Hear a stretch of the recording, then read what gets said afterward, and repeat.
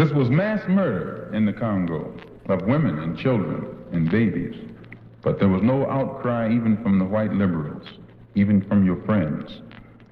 Why? Because they made it appear that it was a humanitarian project. They said that the planes were being flown by American-trained anti-Castro Cuban pilots. This is propaganda too. As soon as you hear there's American-trained, you say, oh, that's all right, that's us. And the anti-Castro Cubans, oh, that's all right too, because if they're against Castro, whoever else they're against, that's good, because Castro is a monster. But you see how step by step they grab your mind? And these pilots are hired. Their salaries are paid by the United States government. They're called mercenaries, these pilots are. And a mercenary is not someone who kills you because he's patriotic. He kills you for blood money. He's a hired killer. That's what a mercenary means. And they're able to take these hired killers, put them in American planes with American bombs, and drop them on African villages, blowing to bits black men, black women, black children, black babies, and you black people sitting over here cool like it doesn't even involve you. You're a fool.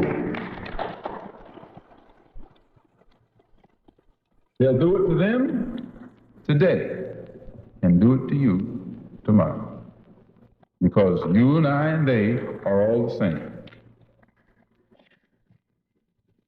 They call it a humanitarian project, and that they're doing it in the name of freedom. And all of this, these glorious terms are used to pave the way in your mind for what they're going to do.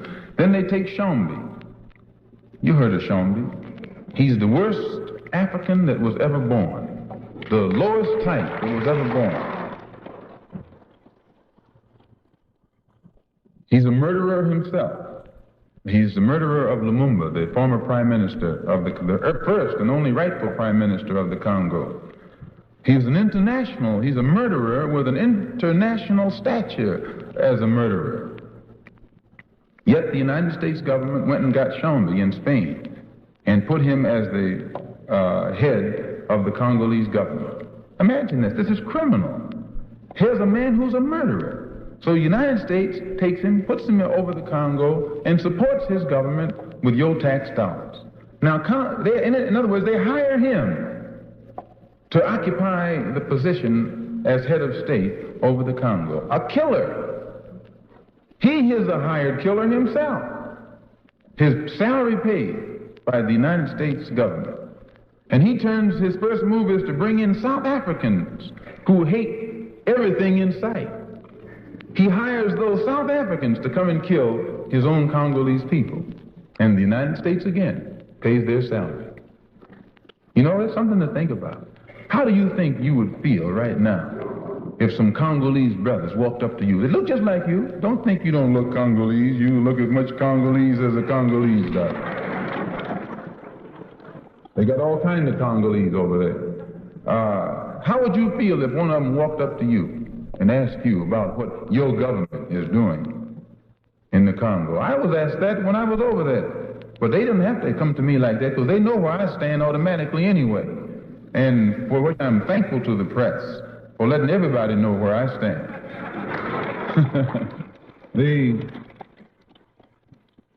But you have no explanation. Your tongue stays in your mouth. And you have to then go to the extreme to convince them that you don't go along with what the United States government is doing in the Congo. But again, your image making comes into importance here. And they justified the usage of Shombi as the present head of state by saying he's the only African who can unite or bring unity to the Congo. Has he brought unity to the Congo? But see, this is their game. And their real reason for wanting Shombi there was so that Shombi could invite them to come in. No other African head of state would have dared to invite outside powers, so they put Shombi there. And as soon as Shombi got there, then he invited them to bring paratroopers from Belgium in the United States transport planes to try and recapture the Congo. This was all a cold-blooded act on the part of your Western powers, namely the Western powers here in the interest in the United States, in England, in France, and in Belgium, and so forth. They want the wealth of the Congo, plus its strategic geographic position.